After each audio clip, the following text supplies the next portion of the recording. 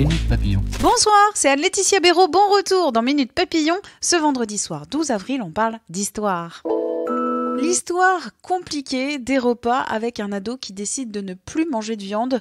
Avoir un ado végétarien n'est ni un drame ni une corvée. C'est Katia Raffarin, mère d'un ado devenu végétarien, qui le dit. Elle veut rassurer les parents avec un ouvrage publié hier. Ma collègue Anissa Boumedienne l'a interviewée, et notamment à propos de ce régime qui peut créer des carences chez l'ado en pleine croissance. L'interview de Katia Raffarin à retrouver sur 20 minutes. L'histoire du toit du monde, l'Everest immaculé avec ses neiges éternelles. Cette fable n'existe plus depuis un moment. L'afflux de randonneurs entraîne des déchets, beaucoup de déchets, rapporte l'AFP. Une pollution qui vaut aussi pour les excréments.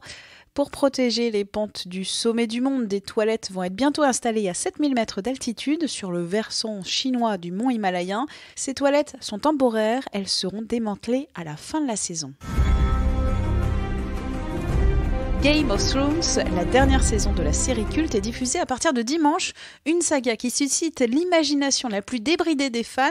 Mon collègue Benjamin Chapon vous en parle. Une théorie assez répandue affirme que Arya est morte à Braavos et qu'elle a été remplacée par une sans-visage. La secte des sans-visages voit son business de la mort menacé par les marcheurs blancs et aurait décidé de prendre les choses en main pour lutter contre cette menace en décidant un petit peu de qui fait quoi grâce à leur masque. Cette théorie va plus loin et affirme que les sans-visages se sont associés avec la banque de fer, qui tire évidemment les ficelles pour savoir qui a le pouvoir.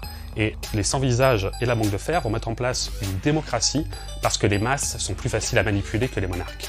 Les autres théories sont à retrouver en vidéo sur 20minutes.fr. La folle histoire en librairie de l'écrivain Guillaume Musso.